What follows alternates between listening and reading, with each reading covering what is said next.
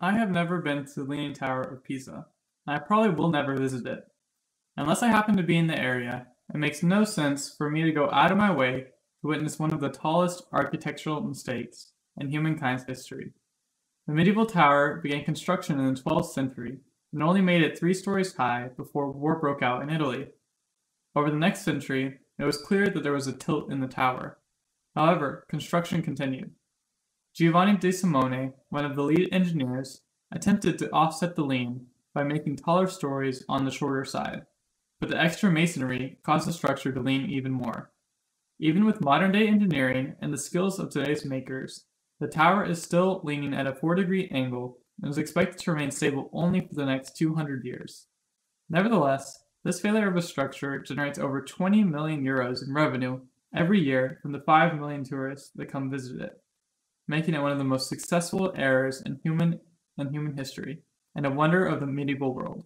If it hadn't been for the soft ground, which would not have adequately supported the structure's weight, and some clever Italian marketing, the tower probably wouldn't even exist today, let alone make anyone money.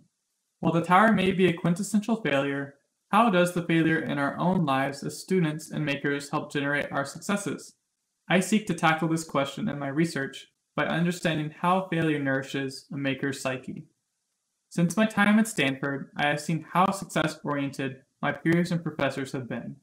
However, there lies an unforeseen sect of the student body, including myself, that find themselves in a continual rut of failure. Whether it be in coming up with the next big app, inventing a new renewable energy source, or by maintaining the highest GPA in their class, why do some of the most hardworking, creative, and resilient students in America see themselves as a failure if their first idea they dreamt of doesn't take off like a rocket? If I step back into the shoes of a startup, scientist, or community that is sharpening what the world considers to be the cutting edge, it seems that many successful people and businesses embody the characteristics of productive failure. If you don't learn to fail, you will fail to learn. There are also many factors that hold back makers, like the fear of failure and the legitimacy threshold. In my initial research, I have found that these 3 terms can help us understand and answer questions about failure and entrepreneurship. How have companies and people in the past launched off their failed products to become the biggest companies in the world? How does a failed product lead to the latest innovations in our lives? To address these preliminary questions, we can analyze some notable entrepreneur stories to see why failure is important. You may have seen her on Shark Tank, but there is more to Barbara Corcoran than what is in front of the camera. Barbara shared many of her failures as a burgeoning real estate agent in a speech to students at Barnard College, and I found that she not only embraced her fears, but she failed with dignity and never gave up. For example, in the 90s, she invested $80,000 in videotapes of apartments for her clients, except no one wanted to buy the videotapes. After this disaster, her Navy husband came home from a mission in North Korea and told Barbara about how to use the internet to infiltrate the North Koreans. Inspired and refusing to lose, she placed her videotapes on sale online, and within a week, she had 2 sales in London's. Massive gains.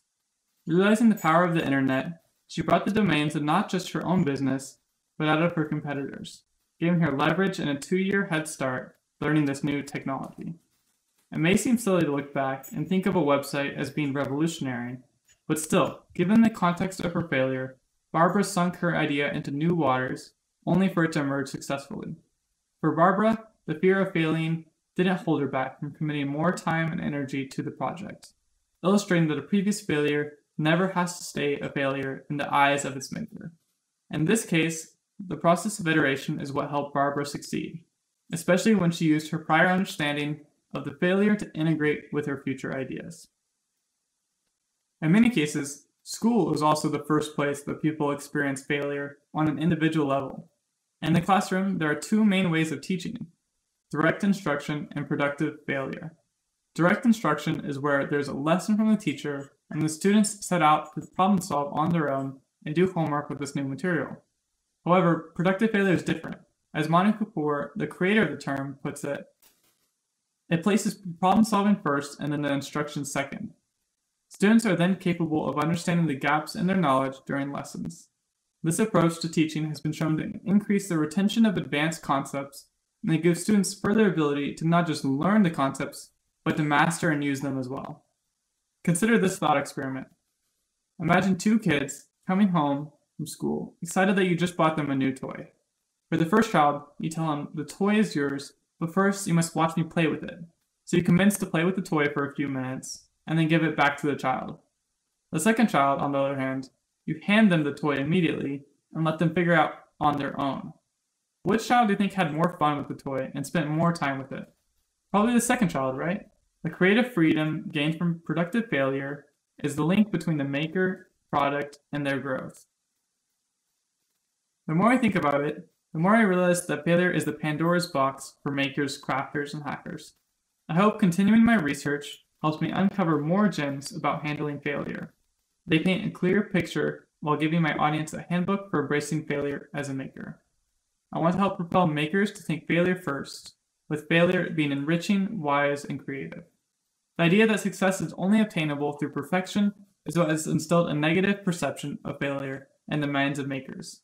Makers must escape the confines of conventional failure to succeed and grow. I know that this will help me prevent future mistakes, and hey, I may even go see Leaning Tower a couple of times.